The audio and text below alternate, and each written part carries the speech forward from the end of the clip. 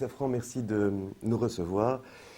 Tu es un des plus dignes représentants de ce que j'appellerais, et j'assumerai ce terme, la psychiatrie cultivée. Tu parles à la perfection plusieurs langues, tu as étudié aussi bien à l'université à Bruxelles qu'à Leiden aux Pays-Bas. Tu as suivi encore plus jeune des cours à Tel Aviv en Israël.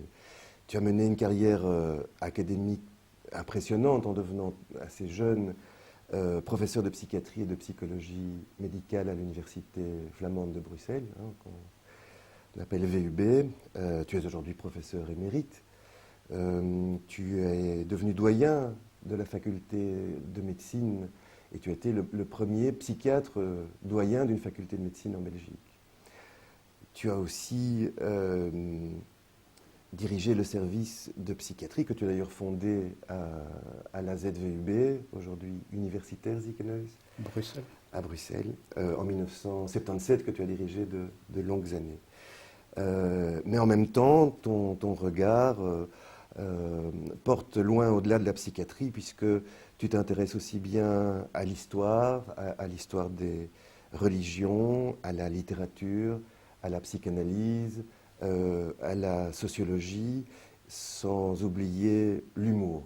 Et par-dessus tout, tu es le représentant d'une chose que tu as continuellement professée, que tu as enseignée et que tu appelles la psychiatrie psychodynamique. Et je pense que du point de vue historique et conceptuel, c'est là-dessus que nous allons le plus nous entretenir. Dans le cadre de nos entretiens, la première question qu'on pose, c'est toujours la même, c'est pourquoi la psychiatrie ? Pourquoi la psychiatrie est une question à laquelle je ne peux pas donner une réponse univoque, puisque en tant qu'adolescent, comme beaucoup d'adolescents, j'ai oscillé entre différents intérêts et différents domaines qui m'intéressaient. Et j'ai notamment pensé à étudier les mathématiques en faculté des sciences.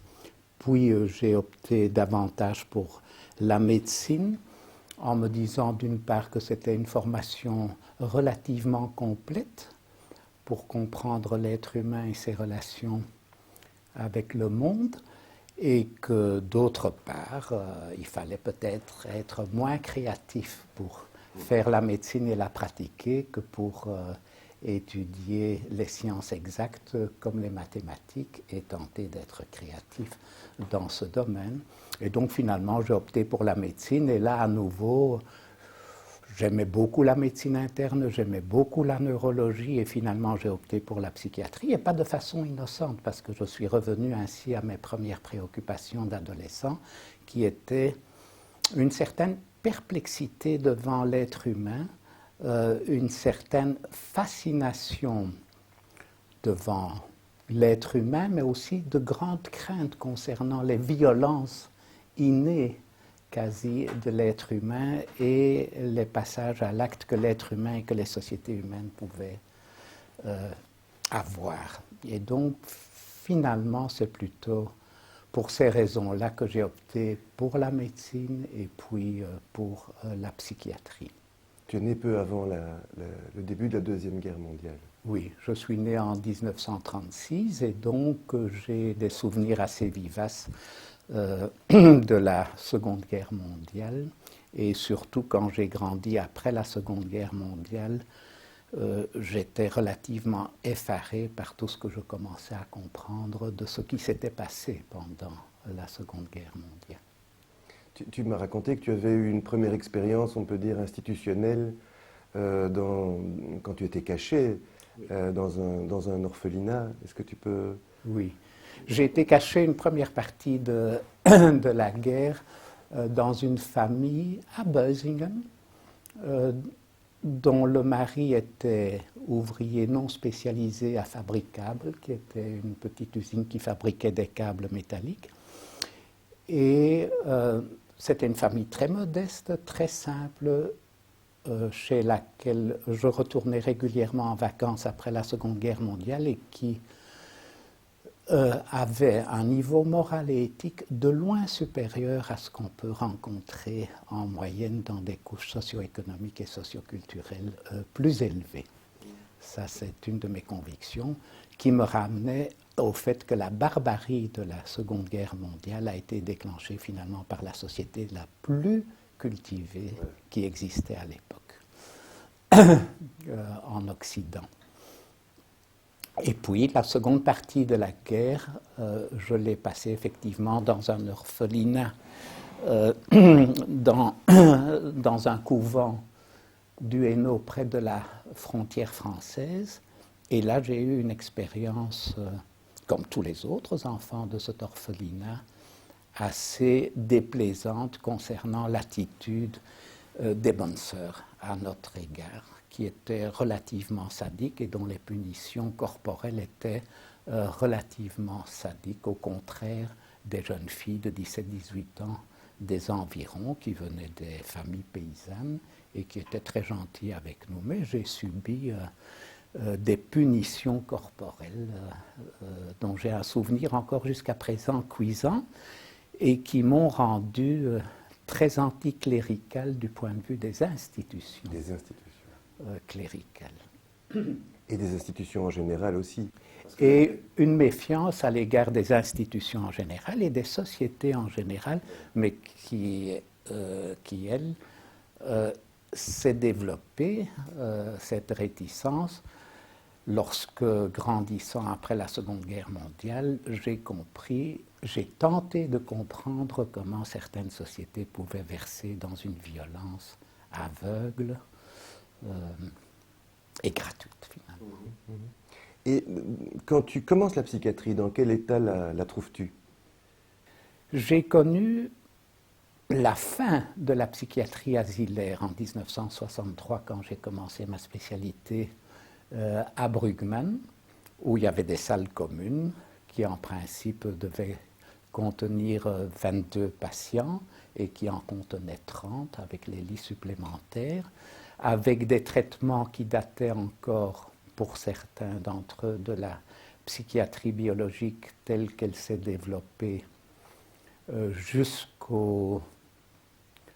jusqu'à la fin des années 50 et 60, avec en Belgique encore de grands asiles, des asiles de 800, 1000, 1200 patients, avec 2 ou 3 psychiatres, un certain nombre, parce que c'était essentiellement dans le réseau de Caritas Catholica, des bonnes sœurs qui encadraient le tout, et des soins qui étaient extrêmement limités. C'était la période où la psychiatrie commençant à évoluer, on diminuait le nombre de lits dans les grands asiles psychiatriques, on les remplaçait par des structures extramurales et par des petits services de psychiatrie, 10 services de psychiatrie A, dans les hôpitaux généraux. Et il faut bien dire que dans tous les mouvements idéologiques, politiques, le développement des psychotropes a quand même permis également cette évolution. Mais l'apport qui est le tien directement, c'est ce que tu appelais la psychodynamique. Est-ce que tu pourrais nous en dire l'origine, c'est-à-dire les idées qui étaient les tiennes, où est-ce que tu avais été les trouver, où étaient tes sources d'inspiration? Mais j'ai eu la chance d'avoir à Bruxelles des maîtres que nous appelions les seniors, comme Jacques Flamand, comme Pierre-Charles Van Reet, comme Claude Bloch, comme Jean Vormel, comme Nicole Dopchy, comme Simone Durek-Ozens, qui étaient d'une école psychiatrique à certains égards classique, mais qui étaient des hommes et des femmes de grande culture, de grande tolérance, de grande ouverture vers les autres domaines des sciences humaines et sociales. Et cela m'a énormément influencé. Cela m'a énormément influencé.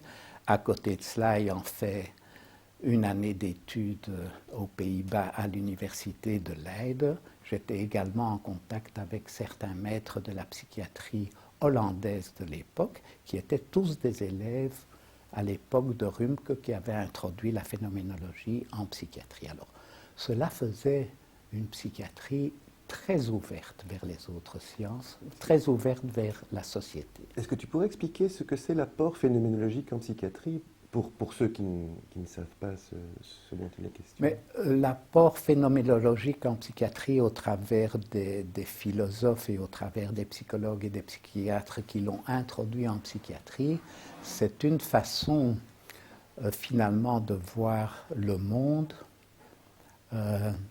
au travers, je dirais, des yeux de l'autre, au travers des yeux du patient.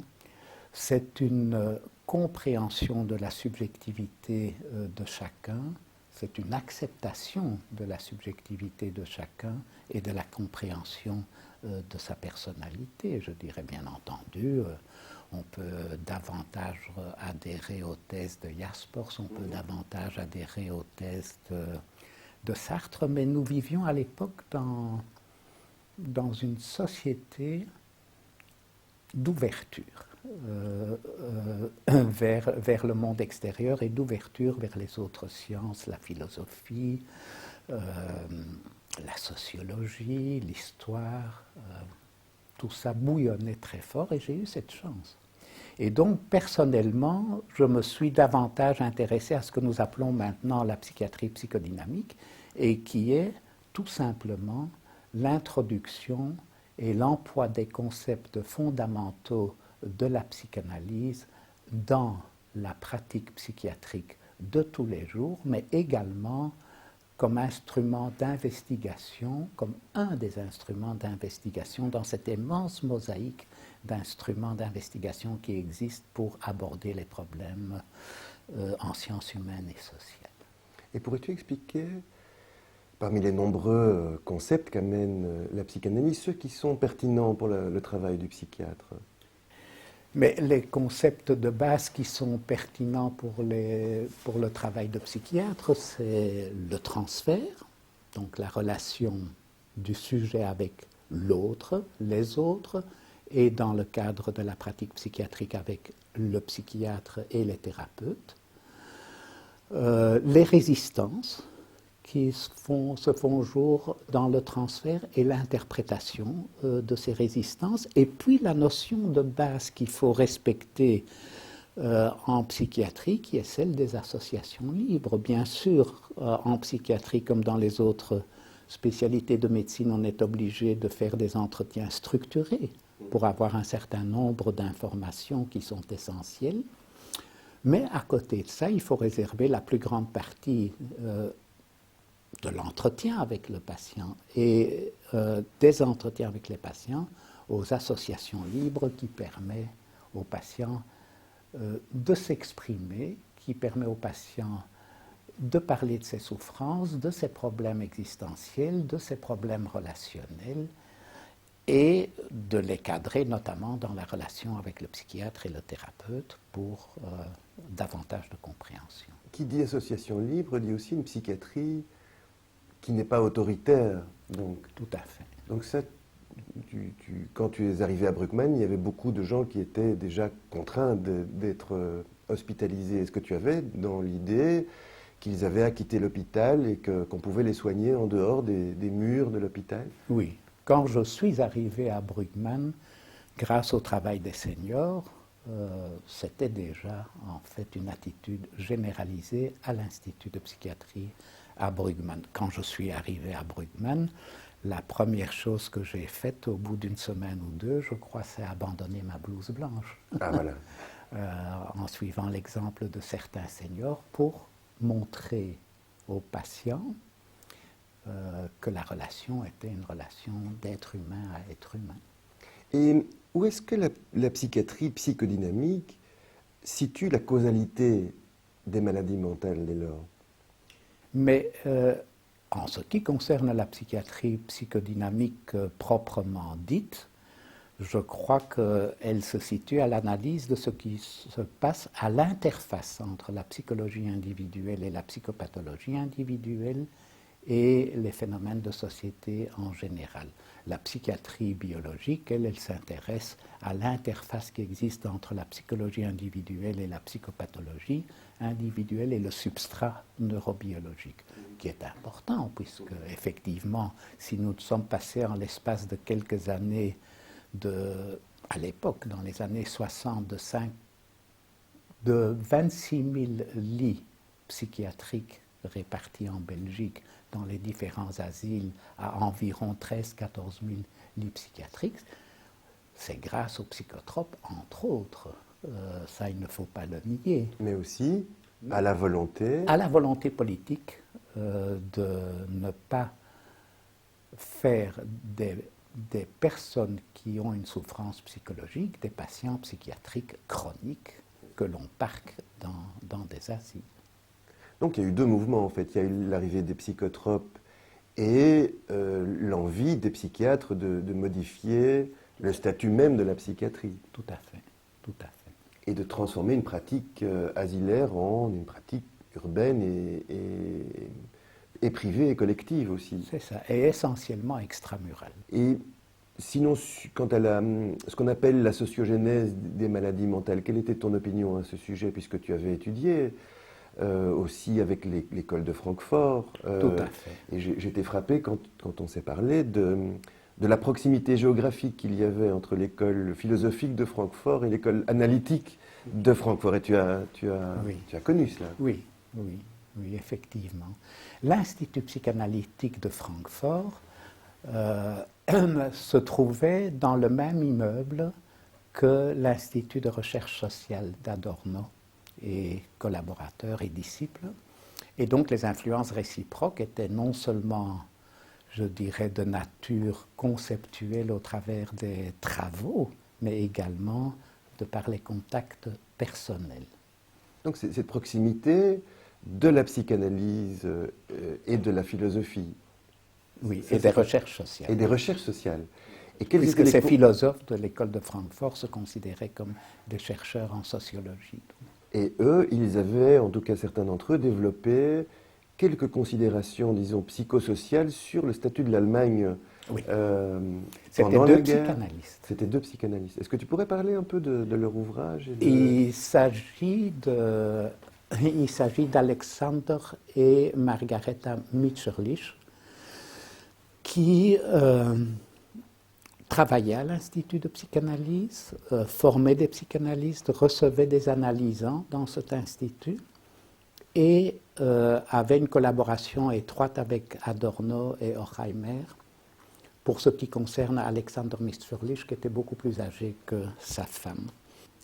Et donc, eux étaient fortement influencés à la fois par les recherches sociales d'Adorno et Horkheimer, et je dirais également par leur idéologie marxiste. Et d'autre part, Adorno et Horkheimer, on le sait très bien, ont été fortement influencés par l'Institut psychanalytique de Francfort en reprenant un certain nombre de concepts psychanalytiques. Mais, comme les marxistes et comme les chercheurs en sociologie, choisissant les concepts qui leur convenaient et en rejetant d'autres concepts. C'est assez intéressant. Et puis, tout cet institut de recherche sociale a été démantelé, bien entendu, durant la Seconde Guerre mondiale, et les chercheurs ont pratiquement tous émigré aux États-Unis. Et les recherches les plus importantes d'Adorno et Horkheimer et Marcuse, c'est aux États-Unis qu'ils ont eu lieu. Les Mitscherlich, eux, sont restés à Francfort après la guerre et ont redéveloppé les travaux de l'Institut de psychanalyse. Ils ont écrit un ouvrage remarquable à deux, qui est un ouvrage de psychosociologie, de psychanalyse appliquée à la sociologie, qui s'appelle « Le deuil impossible » et qui tend à démontrer que la société allemande n'a pas fait son deuil après la Seconde Guerre mondiale. Nous nous trouvons dans les années 60, de la période nazie de 1933 à 1945, en refoulant toute cette période-là et en réinvestissant sur le plan libidinal la réussite sociale et économique. c'est un ouvrage remarquable. Ce n'est pas très rigoureux du point de vue psychanalytique, ce n'est pas très rigoureux du point de vue sociologique, parce que c'est un ouvrage de réflexion. Tandis que les travaux que les sociologues de l'école de Francfort ont fait après aux États-Unis étaient extrêmement rigoureux concernant la personnalité de ceux qui adhèrent à l'idéologie fasciste ou d'extrême droite, en trouvant notamment une filiation avec les travaux de Sidanius dans les pays scandinaves qui montrent que les traits de caractère des jeunes qui, vers 18 ans, adhèrent à une idéologie totalitaire d'extrême droite présentent des similitudes avec ceux qui adhèrent à une idéologie d'extrême gauche. Nous en avons l'illustration en Belgique avec Hendrik de Man, qui a été secrétaire général du Parti ouvrier belge, qui était professeur à l'Université libre de Bruxelles et qui est devenu un des théoriciens les plus brillants du fascisme. Ça, c'est ce genre de conversion qui t'intéresse. Tout à fait, tout à fait. C'est ta question de départ. Comment est-ce que l'être humain extrêmement cultivé peut se transformer en quelque chose de... En quelqu'un qui a une pensée totalitaire, une pensée en noir et blanc, une pensée qui refuse les nuances, une pensée qui refuse la complexité. Donc à l'apogée de la complexité, il y a finalement ce refus de l'accepter chez autrui. Tout à fait. Tout à fait. C'est assez étonnant. Il n'y a pas d'explication à cela, mais c'est assez étonnant. Donc, tu as consacré, au fond, tout ton travail à cette question et il n'y a pas de réponse. Il n'y a pas de réponse. Ça reste un mystère. Ça reste un mystère. Ça reste un mystère.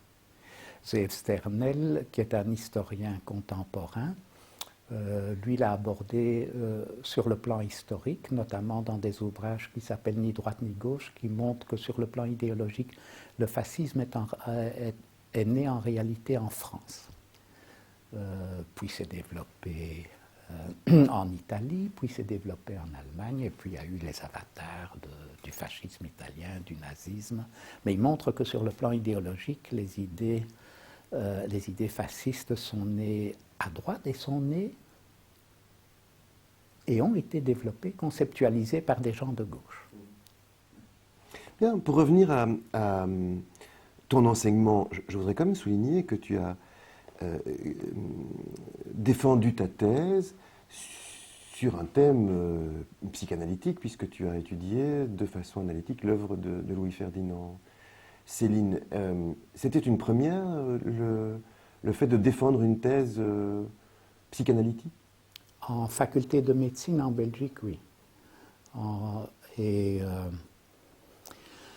Et donc, la VUB a accepté le sujet de la thèse, mais j'avais pris comme précaution d'avoir l'accord du professeur de l'université d'Amsterdam pour pouvoir y défendre ma thèse, le cas échéant. Et c'était donc effectivement Kuyper qui était donc un élève de Rümke et qui était psychiatre, psychanalyste et phénoménologue. Donc tu te méfiais quand même de l'acceptabilité de ta thèse tout à fait. À l'université de Bruxelles. Et tu penses qu'on pourrait encore défendre une thèse analytique aujourd'hui? Depuis, oui, je crois. Tu as ouvert la voie, elle ne s'est pas fermée depuis? Non, non. Si ce n'est qu'il y a une politique de nomination actuellement dans les facultés de médecine où les psychiatres à formation psychanalytique ont peu de chances d'être nommés à des postes de responsabilité en psychiatrie et d'enseignement de la psychiatrie.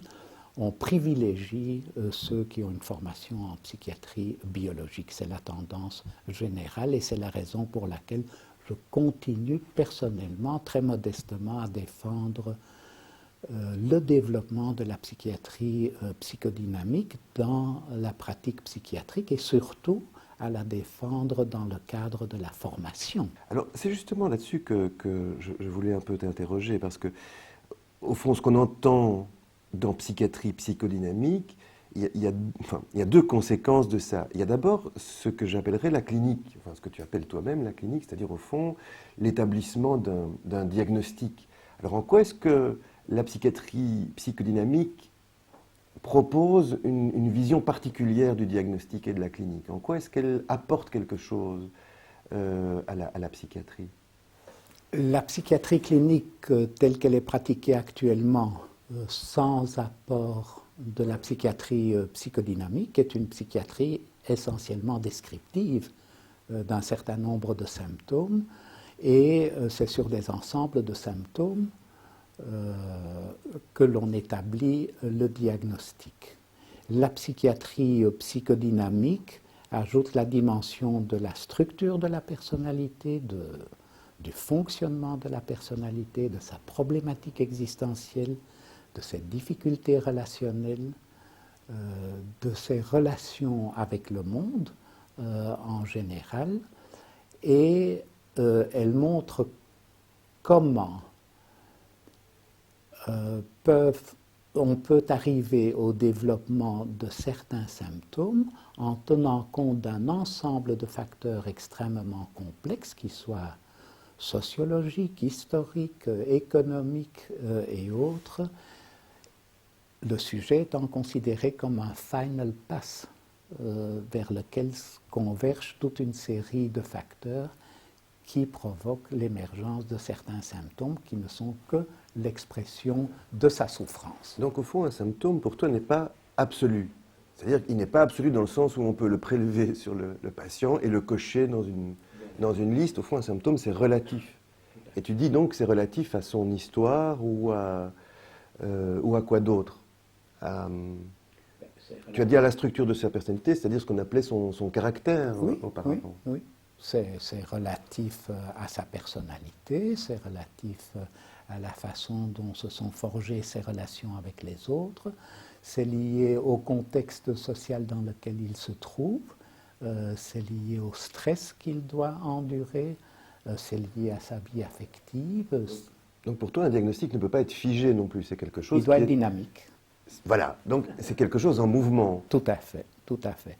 À mon avis, il ne faut pas se baser sur des ensembles de symptômes comme on le fait dans le DSM pour faire un diagnostic. Les clusters. Oui, voilà. Il faut que le diagnostic soit évolutif. Donc un diagnostic dynamique, ça bouge. Et il peut y en avoir plusieurs. Donc tu peux décrire l'état actuel du patient, mais toi tu souhaites décrire sa personnalité ou comme tu dis sa structure. C'est-à-dire au fond, tu interprètes déjà le symptôme comme relié à quelque chose d'autre. Tout à fait. Reste une inconnue, bien entendu. Je ne nierai pas que les recherches en neurosciences et en neurobiologie comme substrat des phénomènes psychiques ne sont pas intéressantes, elles sont passionnantes, mais elles n'ont actuellement pas d'application clinique réelle. Eh bien alors, sur le plan thérapeutique, qu'est-ce que la psychiatrie psychodynamique apporte? Puisque tu as parlé des médicaments, mais au fond, si je comprends bien, ton approche des médicaments, c'est que ce sont des substances qui produisent des traitements symptomatiques.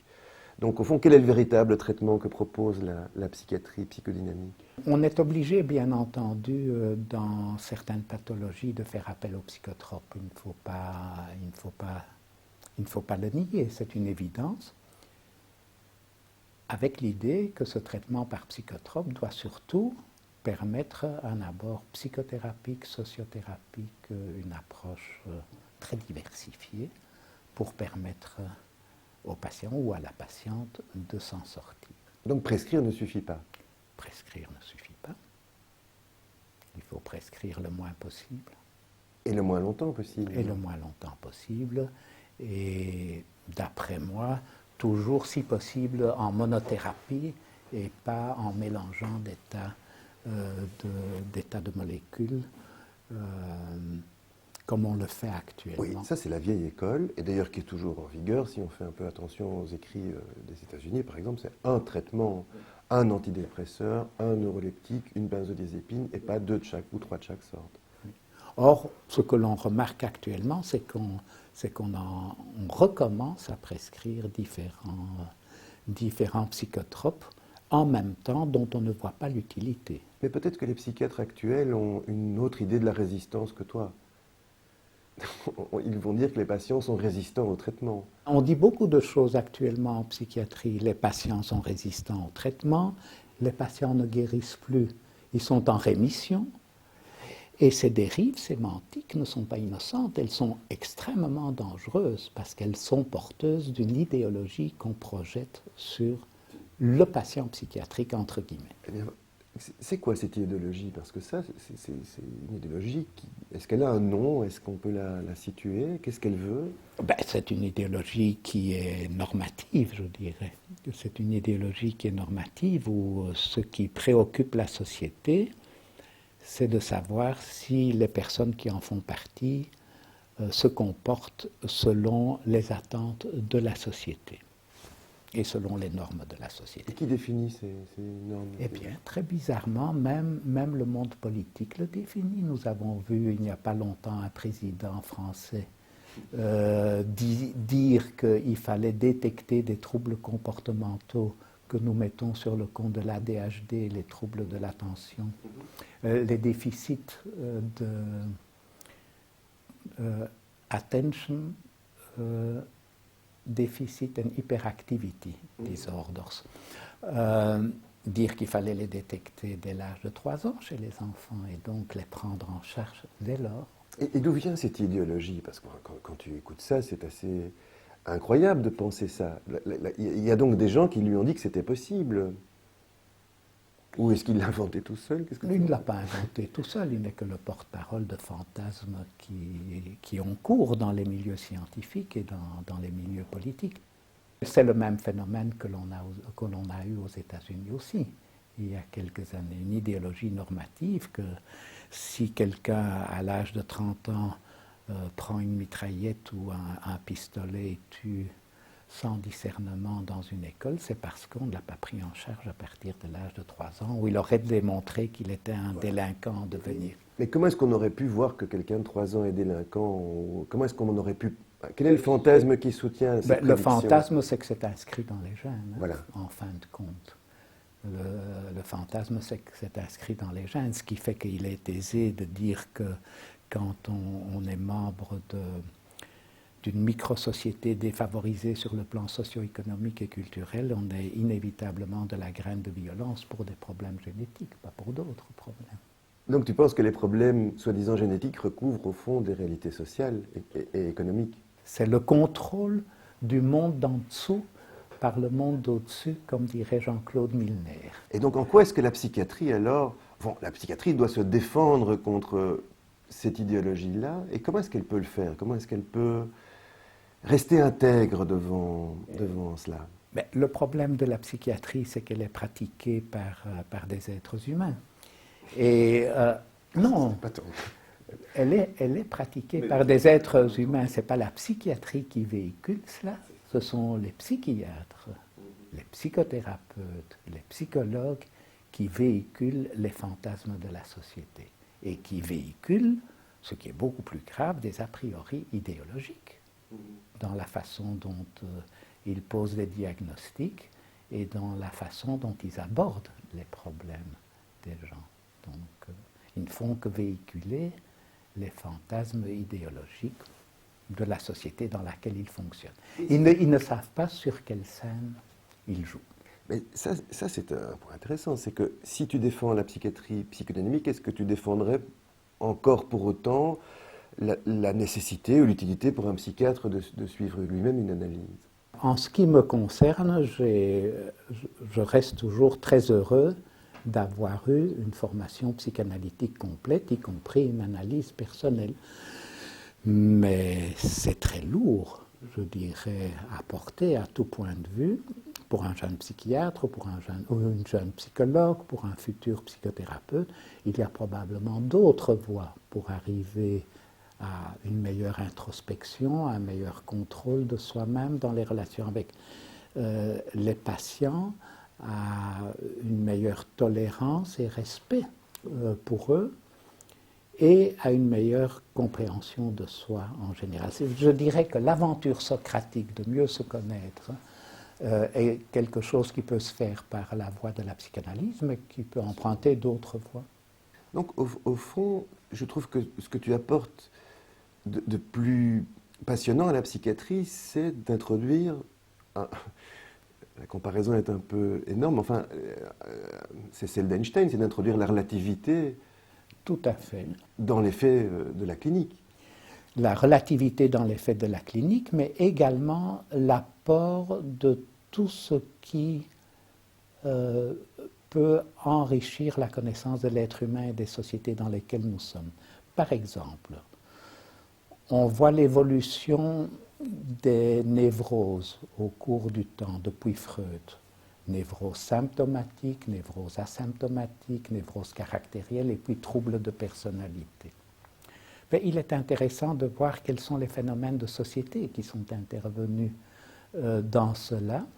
Et pour ce qui concerne les troubles de personnalité narcissiques, je crois qu'un des concepts qui est très opératoire pour les comprendre, c'est le transfert de gémellité, où le sujet perçoit l'autre non pas seulement comme une image idéale de père ou de mère, non pas seulement comme un miroir qui doit refléter une image flatteuse du sujet à lui-même, mais également comme un double qui a toutes les caractéristiques que lui-même présente et auxquelles il peut s'identifier. Eh bien, dans notre société qui a des troubles identitaires, ben, le phénomène du double, tu le trouves. Hein. Tu ouvres le livre d'Amélie Nothomb, Cosmétique de l'ennemi. C'est une illustration du phénomène du double.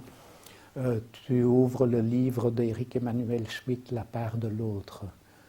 C'est le phénomène du double, puisque pour prendre Éric Emmanuel Schmitt par exemple, Adolphe H., lui, est un jeune peintre mais talentueux qui réussit l'examen d'entrée à l'Académie de peinture de Vienne et qui réussit brillamment dans les milieux de gauche en Autriche, si ce n'est qu'il est pris dans les tourments de la Seconde Guerre mondiale. Et à côté de cela, tu as Adolf Hitler, dont nous connaissons le parcours. L'un est considéré comme le double de l'autre, mais en miroir inversé. Tu prends simplement les Schtroumpfs, la menace Schtroumpf de Peyo, qui est une des dernières bandes dessinées de Peyo. Eh bien, le grand Schtroumpf estime que les petits Schtroumpfs se montrent prétentieux et méritent une leçon. Il crée un second village Schtroumpf à leur image, mais ce sont des Schtroumpfs méchants et qui prennent le pouvoir sur l'autre village de façon un peu dictatoriale. Puis quand les Schtroumpfs ont appris la leçon, ce village double disparaît. Une chose qui m'intéresse évidemment, et j'imagine qui nous intéressera tous au plus haut point, c'est, au fond, tu as occupé des fonctions académiques très importantes, tu as enseigné à plusieurs générations de psychiatres pendant 30 ans, je pense, hein, d'enseignement. Oui, oui. Tu as exercé des fonctions de chef de service, de doyen, et après tout ce que tu viens de dire, on peut dire que la psychiatrie n'a pas évolué dans le sens de ton enseignement. Est-ce que tu pourrais nous éclaircir ce mystère, parce que tu n'es pas le seul? Ce qui a réussi, c'est l'intégration de la psychiatrie dans les facultés de médecine, en Belgique comme dans d'autres pays, ce qui n'était pas le cas auparavant. Moi, j'ai encore connu, lorsque j'ai commencé ma spécialité à l'Institut de psychiatrie à Brugman, des seniors qui étaient très bien à tout point de vue, mais qui étaient très mal considérés, sinon déconsidérés en faculté de médecine. Oui, tu m'as dit que quand tu as installé le service de psychiatrie à la Z, à l'époque quand il a surgi de terre, personne ne voulait être voisin du Voilà. service. On ne voulait pas des cas psychiatriques. Non, on avait peur. Et qui a finalement accepté d'être ton voisin? C'est une des unités de médecine interne qui a finalement accepté d'occuper l'unité voisine de celle de psychiatrie. Et ce que tu veux dire, c'est que la psychiatrie voulant devenir une branche à part entière et respectable de la médecine, il y a eu un prix à payer pour ça? Eh bien voilà, tu as mis le point sur le problème. Le point positif, c'est que la psychiatrie a intégré les facultés de médecine et grâce à ça a connu certains développements. Le point négatif, c'est qu'il y a eu un appauvrissement terrible de la pratique psychiatrique en général, une disparition pendant toute une période de ce que nous pouvons appeler maintenant effectivement la psychiatrie psychodynamique, une illusion d'une scientificité de la psychiatrie à l'image à l'image des autres spécialités de médecine, ce qui, à mon avis, est extrêmement néfaste pour l'abord des patients psychiatriques et de leur traitement. Donc ça a été le prix à payer, un appauvrissement de la psychiatrie très grand contre laquelle, modestement dans mon coin, j'ai tenté de contrecarrer. Oui, tu demandais aux étudiants de lire des ouvrages tout à fait incroyables, enfin. Dans les séminaires. Dans les séminaires. Oui. Tu leur faisais lire Rumke. Je faisais lire Rumke, je faisais lire Sartre même, je faisais lire Adorno, Reimer et Marcuse.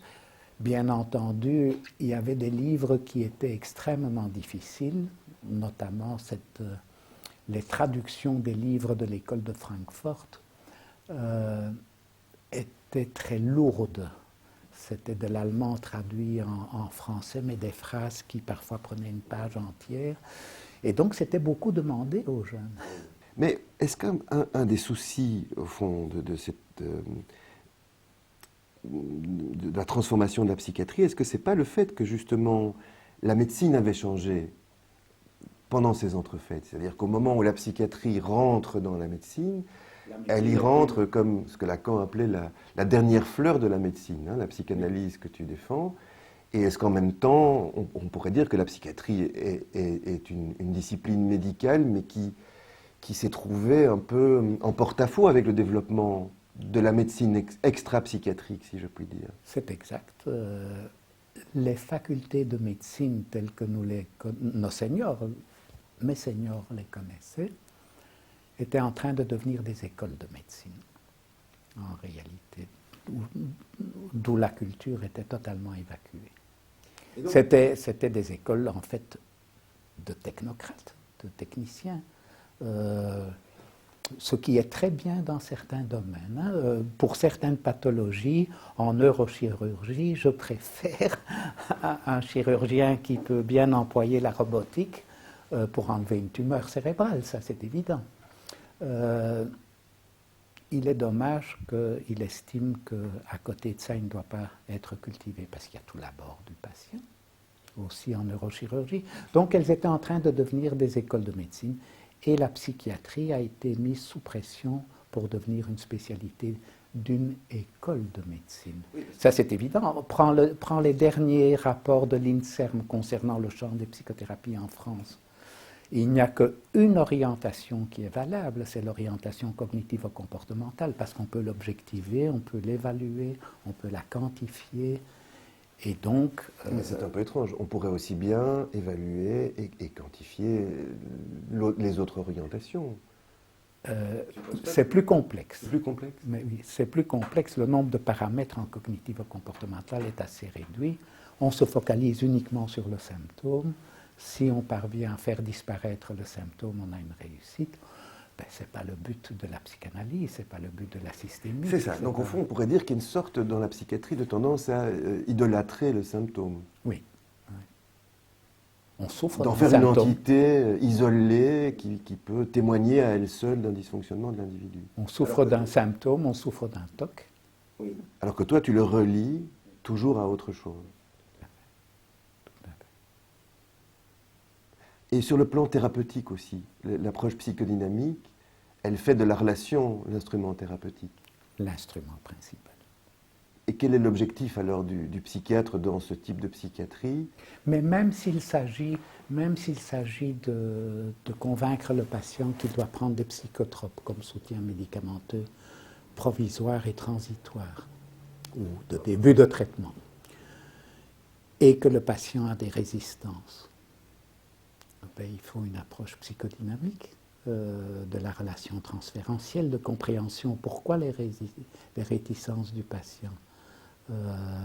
Est-ce qu'il a peur de transformation interne de son corps ou de son cerveau parce qu'on lui demande d'ingérer un antidépresseur ou un anxiolytique? Est-ce qu'il a peur d'avoir une modification de personnalité? Enfin bref. J'avais l'impression que tu avais en tout cas le projet de rendre le patient plus solide, plus armé pour se défendre au fond, mais contre quoi? Je crois que toute forme de psychothérapie, toute forme de sociothérapie, toute forme de traitement psychiatrique doit avoir pour but de renforcer effectivement le patient sur le plan narcissique, de le renforcer dans son assertivité pour pouvoir se défendre contre les interdits, les tabous, les contraintes de la société et surtout pour pouvoir lui-même agir sur la société dans des buts qu'il estime nécessaires pour l'épanouissement de sa personne et de la personne humaine en général. Enfin, ce que tu me dis me paraît quand même fort ancré dans la médecine pour deux raisons. C'est-à-dire que tu continues à défendre quelque chose qu'on va appeler, d'ailleurs c'est sur nos diplômes, l'art de guérir contre la technique de guérir ou la science de guérir. Donc pour toi, la médecine reste un art. La médecine reste un art dans la mesure où de toute façon la médecine est basée sur des sciences exactes, mais que l'être humain est très complexe et la pratique fait qu'on doit tenir compte d'un certain nombre d'éléments qui ne sont pas scientifiques et qui ne sont pas objectivables. Et tu défends aussi une psychiatrie curative contre une psychiatrie qui au fond devient presque palliative. Oui, ça c'est une dérive